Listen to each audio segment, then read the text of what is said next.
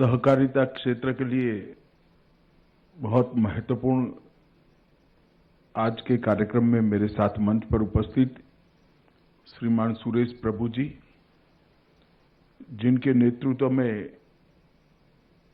40 सदस्यों ने अनेक स्टेक होल्डर्स के साथ संवाद कर एक प्रकार से परिपूर्ण और दूरदर्शी सहकारिता नीति की सहकारिता क्षेत्र को भेंट देने का काम किया है। मेरे साथी मंत्री श्रीमान कृष्णपाल जी गुर्जर, श्री मुरलीधर महल, डॉक्टर आशीष भूतानी, सचिव सहकारिता, आज के कार्यक्रम में उपस्थित सहकारिता क्षेत्र के राष्ट्रीय स्तर पर काम करने वाले सभी सहकारी बंधुगण, पत्रकार छायाकार मित्रों, आप सभी का आज के कार्यक्रम में मैं स्वागत करना चाहता हूं। आज भारत सरकार की सहकारिता नीति 2025 का अभी विमोचन हुआ है। अगर मुझे ठीक याद है तो 2002 में पहली बार भारत सरकार सहकारिता नीति लेकर आई थी। उस वक्त भी भारतीय जनता पार्टी की सरकार थी। श्री अटल जी उस सरकार के प्रधानमंत्री थे और आज 2025 में आजादी के बाद दूसरी सहकारिता नीति भारत सरकार लेकर आई है। वो भी भारतीय जनता पार्टी की सरकार है और श्री नरेंद्र मोदी उसके प्रधानमंत्री। इस बात को मैं इसलिए बताना चाहता हूं कि जो पार्टी का दृष्टिकोण, जो सरकार का दृष्टिकोण भारत को समझता है, भारत के विकास को समझता है और भारत के विकास के लिए जरूरी सभी चीजों को समझता है, वो ही सहकारिता क्षेत्र को महत्व दे सकता है। मित्रों, सुरेश प्रभु जी ने अभी कहा कि दुनिया के मॉडल फेल हो रहे हैं और नए मॉडल की जरूरत है। कोई नए मॉडल की जरूरत नहीं है। ये देश हजारों साल से एक मॉडल पर चल रहा है और इसका कोई लंबा चौड़ा आर्थिक विकास का और अर्थतंत्र के विकास का मॉडल का कोई बड़ा थ्योरी नहीं है। अगर मूल इकाई देश की और अर्थतंत्र की समृद्धि हो, रोजगारी युक्त हो और संतुष्ट हो, तो वो इकोनॉमिकल मॉडल कभी फेल नहीं हो सकता। देश के अर्थतंत्र की और देश की मूल इकाई व्यक्ति है। अभी जो पूरी दुनिया में असमंजस दिख रही है, इसका मूल कारण है कि जीडीपी और जीडीएसपी के आधार पर अर्थतंत्रों की नींव डाली गई। उसमें व्यक्ति, नागरिक, उसका रोजगार, उसकी संतुष्टि, उसका साथ में सुख, उसको साइड पर रखकर काम किया गया। भारतीय जनता पार्टी की नरेंद्र मोदी सरकार ने एक लक्ष्य रखा है कि 2027 में हम विश्व के तीसरे नंबर के अर्थतंत्र बनकर उभर आएंगे और मुझे विश्वास है हम चौथे नंबर पर पहुंच गए हैं, तीसरे नंबर पर जरूर पहुंच जाएंगे। परंतु इसके साथ साथ 130 करोड़ 140 करोड़ नागरिकों के सम विकास की भी जिम्मेदारी भारत की है। सबका सामूहिकता के साथ विकास हो, सबका सम विकास हो और सबके विकास के माध्यम से देश का विकास हो, ऐसा मॉडल बनाना ये भारतीय जनता पार्टी का मूल विचार है, भारत का मूल विचार है। और इसीलिए नरेंद्र मोदी जी ने आजादी के लगभग 75 साल के बाद सहकारिता मंत्रालय बनाया और सहकारिता मंत्रालय जब बना तब सहकारिता क्षेत्र एक प्रकार से जीर्ण शीर्ण अवस्था में दिख रहा था। हम आज पीछे मुड़कर देखते हैं कि 4 साल में क्या हुआ है, तो सबसे पहला 4 साल में बाकी बहुत सारी सिद्धियां हैं। सुरेश प्रभु जी और मेरे सामने जो बैठे हैं वो सभी लोग अनेक प्रकार की सिद्धियों का वर्णन भी कर सकते, बता भी सकते, मगर सबसे पहली सिद्धि है आज देश का एक छोटे से छोटे सहकारी इकाई का मेंबर गर्व के साथ, आत्मविश्वास के साथ खड़ा हो गया है। ये हमारी सबसे बड़ी सफलता है। ये 4 साल के अंदर सहकारिता क्षेत्र समानता के आधार पर, कोऑपरेटिव सेक्टर कॉरपोरेट की समानता के आधार पर हर पैमाने पर खड़ा है। और जब मैं कहता हूं कि समानता के आधार पर खड़ा है, तब प्रायोरिटी की दृष्टि से, टैक्सेशन की दृष्टि से और विकास के लिए उपलब्ध फंड की दृष्टि से, सभी दृष्टि से कोऑपरेटिव सेक्टर कॉरपोरेट के साथ समानता के आधार पर। और एक जमाने में कुछ साल पहले 2020 में ही अगर कोई देख लेता तो बहुत सारे अर्थतंत्र के जानकार लोगों ने इसको एक डाइंग सेक्टर डिक्लेयर कर दिया था। आज वही लोग मुझे मिलते हैं और मेरे अलावे जिन जिन को मिलते हैं वो कहते हैं इसका भी एक फ्यूचर है। मगर मैं उन लोगों को बताना चाहता हूं कि जहां तक भारत के 130 करोड़ नागरिकों का सवाल है और विशेषकर 80 करोड़ लोग जो विकास की रेस में पीछे पड़ गए हैं, पीछे रह गए हैं, उनके लिए मैं एक वाक्य बोलना चाहता हूं, इसका भी फ्यूचर नहीं है, इसका ही फ्यूचर है। और ये लक्ष्य को सिद्ध करने के लिए ये 48 सदस्यों की कमेटी बनाई गई, जिसमें सुरेश प्रभु जी अध्यक्ष बने। उन्होंने 4 जगह क्षेत्रीय कार्यशालाएं भी की, कई चुने हुए प्रतिनिधि, कोऑपरेटिव क्षेत्र के नेता, विशेषज्ञ, शिक्षाविद, अनेक मंत्रालय, हर प्रकार के स्टेक होल्डर से विशद चर्चा कर एक कोऑपरेटिव नीति बनाई है। और सारे जो सुझाव आए, लगभग 750 के आसपास सुझाव आए, मुझे जो मिले हैं उसको मिलाकर उसमें 17 बैठकें हुई और फिर आरबीआई और नाबार्ड के साथ भी परामर्श हुआ और ये नीति बनी है। आज मैं फिर से एक बार आपको कहना चाहता हूं, देश तीसरे नंबर का अर्थतंत्र बने बहुत महत्वपूर्ण है, बनना ही चाहिए, हम सबका लक्ष्य होना चाहिए। मगर इसके साथ साथ 130 करोड़ लोगों के विकास की चिंता भी होनी चाहिए। और मैं मानता हूं कि 130 करोड़ लोगों को साथ में रखकर देश के अर्थतंत्र का विकास करने की क्षमता केवल और केवल सहकारिता क्षेत्र में। नरेंद्र मोदी जी ने 80 करोड़ लोगों को एक 10 साल के अंदर घर दे दिया, घर में बिजली दे दी, घर में गैस का सिलेंडर दे दिया, शौचालय दे दिया,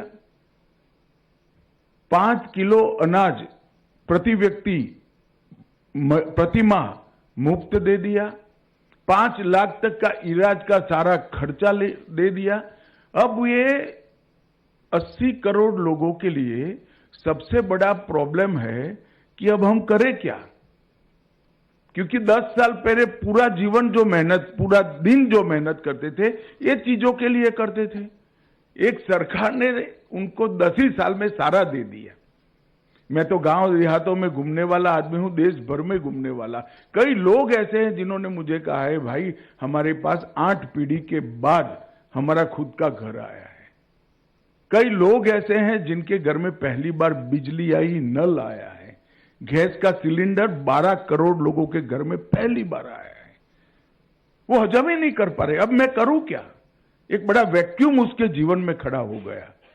अब वो इससे आगे बढ़ना चाहता है। वो अपनी बच्ची के लिए स्कूटी लाना चाहता है, अपने घर में छोटा सा एयर कूलर लाना चाहता है, एक इस्त्री लाना चाहता है अपने कपड़ों को ठीक ठाक करने के लिए, मगर वो मेहनत करना चाहता है, उसके पास पूंजी नहीं है।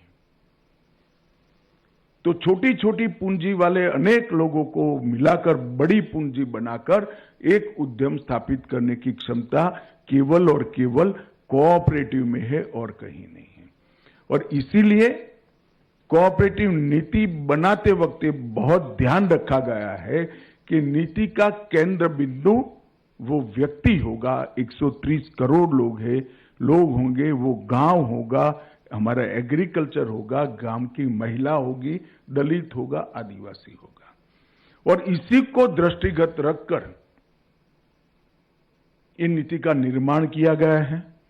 इसका विजन एक वाक्य में कहे तो सहकार के समृद्धि के माध्यम से 2047 में विकसित भारत बनाना, उसका मिशन प्रोफेशनल, ट्रांसपेरेंट और तकनीक से युक्त, जिम्मेदार और आर्थिक रूप से स्वतंत्र और आर्थिक रूप से सफल छोटी छोटी कोऑपरेटिव इकाइयों को बढ़ाना और हर गांव में एक कोऑपरेटिव कम से कम करना। ये लक्ष्य के साथ आज हम आगे बढ़े हैं और ये लक्ष्य को सिद्ध करने के लिए 6 स्तंभ, 6 पिल्लर तय किए गए। नींव का सशक्तिकरण, ग्रामीण क्षेत्र पर जो इकाइयां कोऑपरेटिव का काम कर रही है उसको मजबूत करना, कानून में लचीलापन लाकर अगर इकाई फेल कर जाती है तो लिक्विडेशन में ले जाकर नई इकाई रजिस्टर करना। एक भी गांव ऐसा ना हो, पंचायत ऐसी ना हो जहां पर कोऑपरेटिव की उपस्थिति न हो। जीवंतता प्रोत्साहित करना, आत्मनिर्भर, गतिशील और मजबूत कोऑपरेटिव इकोसिस्टम बनाकर हर इकाई को लाइव इकाई बनाने का प्रयास करना। हमारी जो सहकारी समितियां हैं, चाहे ग्रामीण स्तर पर काम करती है, तहसील स्तर पर काम करती है, जिले स्तर पर काम करती है, स्टेट या अखिल भारतीय स्तर पर काम करती है, वो सारी समितियों को भविष्य की चुनौती के लिए तैयार करना और समावेशिता को बढ़ावा देना, मेंबर्स का, समितियों को भी बढ़ाना और समितियों के मेंबर्स को भी बढ़ाना। नए उभरते हुए क्षेत्रों में कोऑपरेटिव का प्रवेश कराकर कई सारे क्षेत्रों में कोऑपरेटिव की भावना के साथ काम करने की नई शुरुआत करना। हेल्थ में थोड़ा बहुत काम हो रहा था मगर अब ज्यादा काम होगा।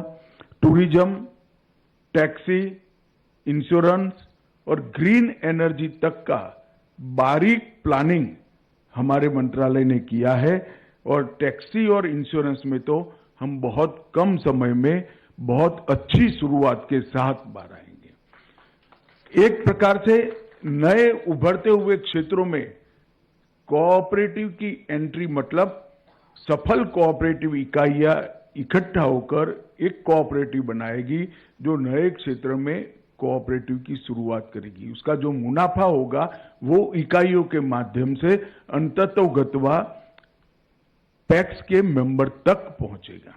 इस प्रकार की एक बड़ी इकोसिस्टम तैयार करना और भविष्य की पीढ़ी के लिए भी कोऑपरेटिव एक बहुत अच्छा जरिया है देश के विकास का, ऐसी श्रद्धा खड़ी करना।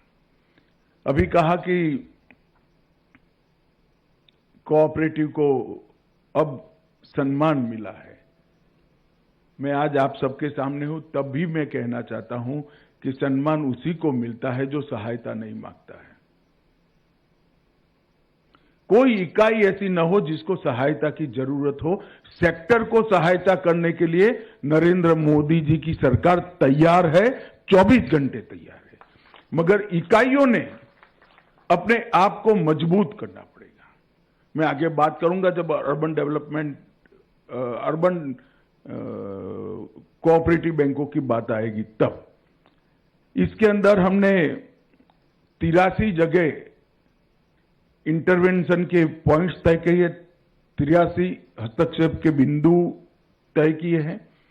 और सुरेश प्रभु जी ने जैसे कहा, प्रभु जी जो जो चर्चा होती थी ये बीच बीच में बताते जाते थे, तो हमने पॉलिसी आने का राह नहीं देखा। 83 बिंदुओं में से 58 बिंदुओं पर काम हो चुका है और 3 पॉइंट हमारे पूरे भी हो चुके। कार्य प्रगति पर है 58 का, 3 बिंदु पूरे हो चुके हैं, 2 बिंदु ऐसे हैं जो निरंतर चलने वाले हैं, मतलब सातत्यपूर्ण तरीके से चलाने पड़ेगा, और 22 बिंदु पर अब नई शुरुआत होगी। तो ऐसे 83 बिंदुओं पर हमने ऑलरेडी काम शुरू कर दिया है। और मित्रों, सहकारी नीति जो है, इससे होगा क्या? निश्चित रूप से इस नीति को बारीकी से सभी राज्य जब इंप्लीमेंट करेंगे, तब एक समावेशी, सर्वसमावेशी, आत्मनिर्भर और भविष्य केंद्रित, फ्यूचरिस्टिक एक मॉडल बनेगा जो इस देश की कोऑपरेटिव को नया स्वरूप देने का काम करेगा। 2034 तक सहकारी क्षेत्र का देश के जीडीपी में योगदान 3 गुना बढ़ाने का काम हम करने वाले हैं। बहुत बड़ा लक्ष्य है, मुझे मालूम है, मगर हमने इसकी ठीक से तैयारी करी है। 50 करोड़ नागरिक जो एक्टिव मेंबर नहीं है या तो मेंबर ही नहीं है, ऐसे 50 करोड़ नागरिकों को एक्टिव मेंबर कोऑपरेटिव सेक्टर का बनाने का भी लक्ष्य रखा है। समितियों की संख्या में 30% की वृद्धि हम करेंगे, मतलब 8,30,000 है, इसमें 30% की वृद्धि हम करेंगे। हर पंचायत में एक प्राथमिक कोऑपरेटिव होगी, मतलब पैक्स जरूरी नहीं है, प्राथमिक डेयरी होगी, प्राथमिक मछुआरा समिति होगी, प्राथमिक मल्टीपर्पज पैक्स भी हो सकता है, प्राथमिक पैक्स भी हो सकता है। और इसके माध्यम से जो युवा काम कर सकता है, इसकी रोजगारी भी बढ़ाना। पारदर्शिता, ट्रांसपेरेंसी, वित्तीय स्थायित्व और संस्थागत विश्वास, इसको हर इकाई बढ़ाए, इसके लिए एक क्लस्टर भी बनाएंगे और मॉनिटरिंग सिस्टम भी हम बनाने वाले हैं। और मॉडल सहकारी गांव मेरे मत क्षेत्र में सबसे पहले एक शुरू हुआ है, नाबार्ड का इनिशिएटिव है। ये मॉडल सहकारी गांव जो बने हैं, इसके एक्सपीरियंस का अनुभव कर कोऑपरेटिव सेक्टर, जीएससी बैंकों, मतलब स्टेट कोऑपरेटिव बैंकों के माध्यम से हर तहसील में 5-5 मॉडल कोऑपरेटिव गांव खड़ा करने का हम प्रयास करेंगे। श्वेत क्रांति 2.0 के जरिए महिलाओं की सहभागिता को हम इसके साथ जोड़ेंगे। और मैं विश्वास से बता सकता हूं मित्रों कि सारी चीजों को हम 2 समितियों के माध्यम से जमीन पर उतारने का रोड मैप बनने के बाद ही मैं आज आपके सामने उपस्थित हूं। पर प्रभु साहब का स्वभाव अच्छा बोलने का है, मगर ऊपर अकेले में मुझे पूछा कि 8 माह से दे दिया है, क्यों घोषित नहीं हो रहा है? मगर इसके इम्प्लीमेंटेशन की तैयारी जब तक न हो, तब तक घोषित न करना ये सहकारिता मंत्रालय के लिए बहुत जरूरी था। आज मैं कह सकता हूं कि सहकारिता मंत्रालय मोदी जी के नेतृत्व में इसके इम्प्लीमेंटेशन के लिए संपूर्ण रूप से तैयार है और हम इसको जमीन पर उतारेंगे। मित्रों, 2 दशक में टेक्नोलॉजी वो हर छोटी सी छोटे इकाई तक पहुंचे और सामाजिक और आर्थिक ढांचा जो गांव का है उसमें बड़ा परिवर्तन लाए, इस प्रकार का भी इसके अंदर तत्व हमने डाला है। कंप्यूटरीकरण के माध्यम से पूरी कामकाज का तरीका हम बदलेंगे, पारदर्शिता लाने में भी सहायता होगी और क्षमता वृद्धि भी होगी। सहकारी क्षेत्र में प्रतिस्पर्धा, वित्तीय स्थायित्व और पारदर्शिता और चुनौतियों का मुकाबला करने का लचीलापन, इस सभी को हम एक प्रकार के मॉनिटरिंग के माध्यम से नीचे तक पहुंचाएंगे और हर 10 साल में कानून में जरूरी बदलाव करने के लिए भी हम इसके अंदर व्यवस्था करने वाले हैं। क्योंकि कानून जब देश बदलता है तो हर सेक्टर को चलाने के लिए नियम भी बदलने पड़ते हैं और कानून भी बदलना पड़ता है। और आत्मनिर्भर भारत का लक्ष्य सिद्ध करने के लिए ग्रामीण इकोसिस्टम, एग्रीकल्चर इकोसिस्टम और देश के गरीब को इसके माध्यम से देश के अर्थतंत्र का बहुत विश्वसनीय हिस्सा बनाने का काम हम करेंगे। एक संतुलित सहकारी विकास, एक राज्य में कोऑपरेटिव आंदोलन अच्छा है, दूसरे राज्य में मध्यम है, तीसरे राज्य में जीर्ण शीर्ण होकर समाप्त हो गए, ऐसा नहीं चलेगा। हर राज्य में संतुलित सहकारी विकास हो, इसका भी हमने रोड मैप बनाया है। डेटा बैंक के आधार पर ABC ग्रेडेशन कर C के लिए क्या कार्य योजना होगी, B के लिए क्या कार्य योजना होगी और A, B और C को कैसे मजबूत करेंगे, इसकी भी हमने कार्य योजना ढंग से बनाया है। नए सेक्टर खोलने के लिए बहुत धैर्यपूर्वक हम काम कर रहे हैं, मगर मुझे विश्वास है कई ऐसे सेक्टर में कोऑपरेटिव पहुंचेगी जिसकी कल्पना किसी ने नहीं की होगी। यह सहकारिता नीति एक प्रकार से दूरदृष्टिपूर्ण है, व्यवहारिक भी है और रिजल्ट ओरिएंटेड, परिणामोन्मुखी है। अब इसको हमने 21वीं सदी के मध्य भाग तक की जरूरियातों को ध्यान में रखकर बनाया है।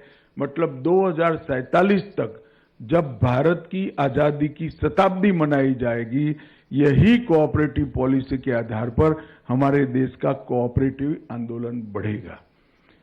सहकार से समृद्धि के लक्ष्य के लिए GDP में बढ़ोतरी के साथ साथ रोजगारी और व्यक्ति का आत्मसम्मान, ये दोनों को भी लक्ष्य बनाया गया है। सदस्य केंद्रित मॉडल, उसको नींव बनाने का काम किया है। कोऑपरेटिव का उद्देश्य क्या होना है? सदस्य का कल्याण, मेंबर का कल्याण, एक कोऑपरेटिव का उद्देश्य होना चाहिए। इसके आधार पर इसको नींव बनाकर एक सहकारिता नीति का निर्माण किया गया है। महिला, युवा, ट्राइबल और दलित, इसकी हिस्सेदारी देश के आर्थिक विकास में बढ़ाने के लिए बहुत मौके सृजित करने पर भी ध्यान दिया गया है। और सरकारी समिति को आने वाले दिनों में कुछ ग्रुप में डिजिटल प्लेटफॉर्म खड़ा कर हर एक प्रकार की सहकारी समिति का अपना डिजिटल प्लेटफॉर्म हो। इनकी दृश्यता, विजिबिलिटी और इनकी पहचान, उसको भी हम आगे बढ़ाएंगे। कोऑपरेटिव बैंकों के विकास के लिए भी ढेर सारा आयोजन सहकारिता मंत्रालय ने किया है।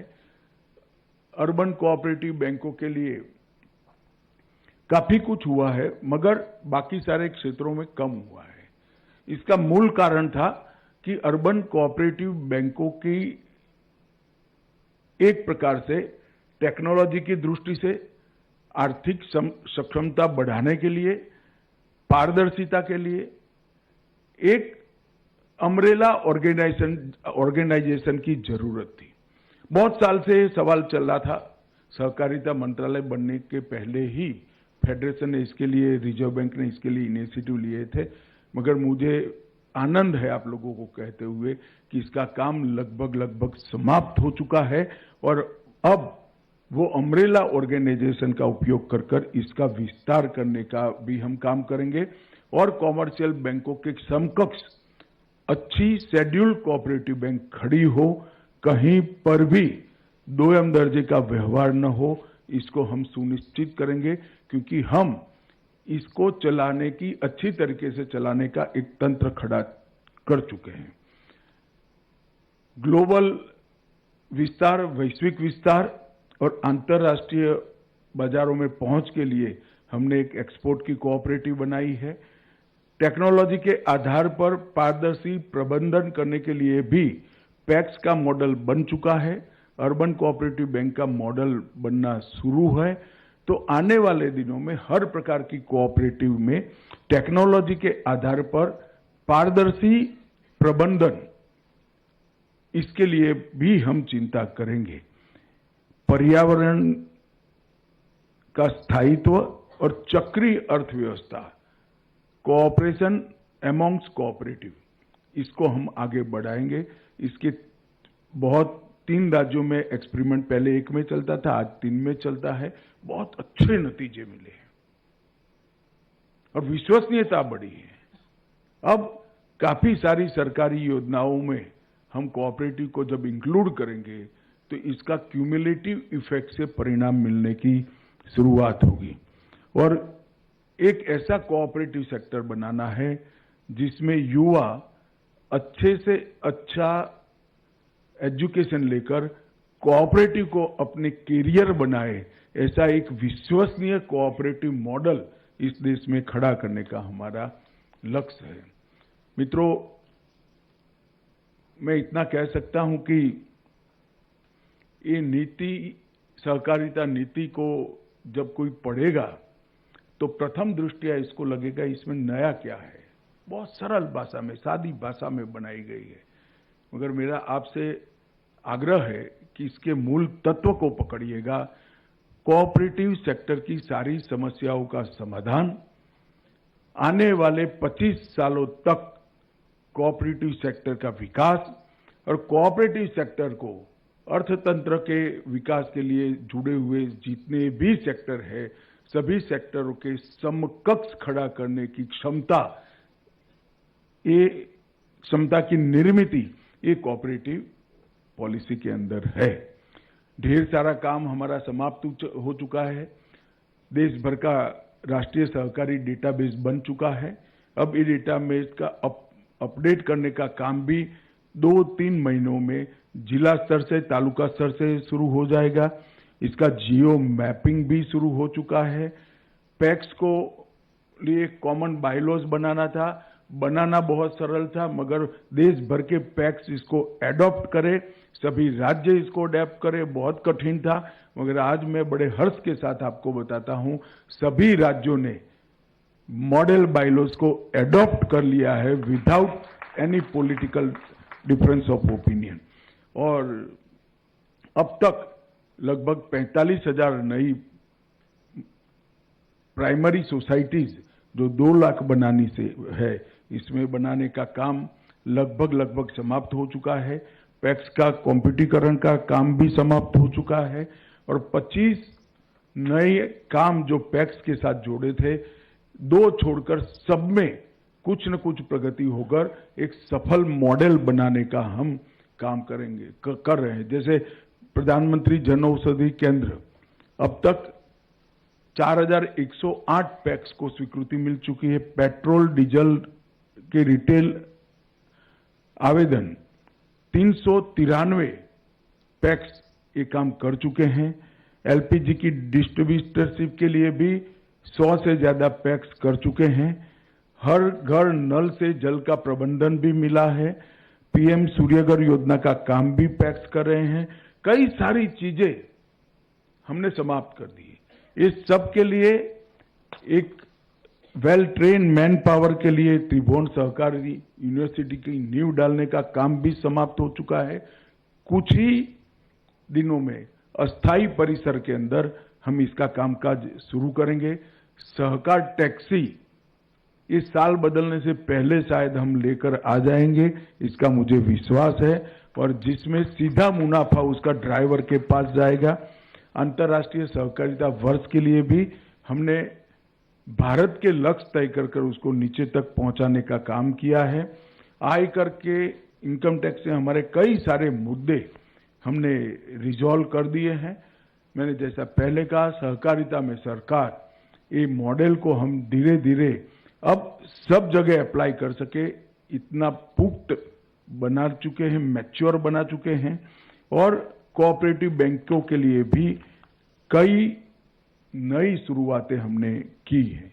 इसके साथ साथ 3 बहुराज्यीय सहकारी समिति बनाई है, एक एक्सपोर्ट के लिए, एक बीज के लिए और एक ऑर्गेनिक के सर्टिफिकेशन, ब्रांडिंग और मार्केटिंग के लिए। मैं पूरे विश्वास के साथ कह सकता हूं, ये तीनों समितियां आने वाले दिनों में जिस तरह से हमारे कोऑपरेटिव के आज अमूल, इफको, क्रिप्को बहुत अच्छी कोऑपरेटिव दुनिया जानती है, इसी प्रकार से तीनों समितियां आगे बढ़ेगी, इसका मुझे विश्वास है। एनसीडीसी की भूमिका भी बहुत अच्छे तरीके से हमने बढ़ाई है, आने वाले दिनों में बढ़ेगी। चीनी मिलों को आर्थिक रूप से एक प्रकार से आत्मनिर्भर करने के लिए हमने 10,000 करोड़ की सहायता की है। टैक्सेशन का 15,000 करोड़ का पुराना, सालों पुराना प्रॉब्लम हमने रिजॉल्व किया है और इथेनॉल के माध्यम से, और इथेनॉल को भी मल्टीपर्पज बना, इथेनॉल के संयंत्र को मल्टीपर्पज बनाकर हम इसमें भी अब आगे बढ़ रहे हैं।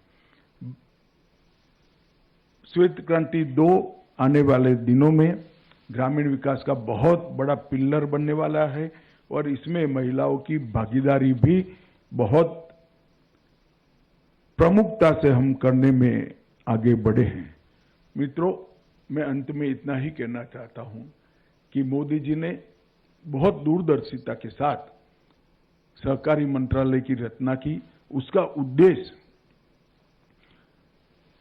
समाज के हर वर्ग को आगे बढ़ाना था, विकास को, डेवलपमेंट को सर्वस्पर्शीय, देश के हर कोने को छूने वाला विकास और सर्वसमावेशी, देश के हर वर्ग को समावेश करने वाला विकास करना था। कोई डेवलपमेंट का ऐसा मॉडल सफल नहीं हो सकता जिसमें देश का एक एक नागरिक इसकी चिंता न हो। तो एक सर्वसमावेशी, सर्वस्पर्शीय विकास का मॉडल बनाने का काम सहकारिता मंत्रालय ने हाथ में लिया है।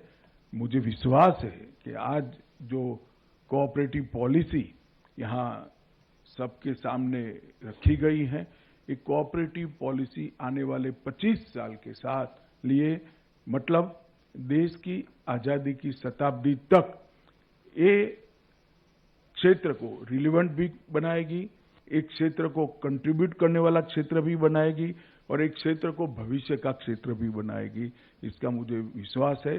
यहाँ ढेर सारे ऐसे लोग बैठे हैं जो कोऑपरेटिव क्षेत्र में मुझसे भी सीनियर है, बहुत अच्छा काम किया है।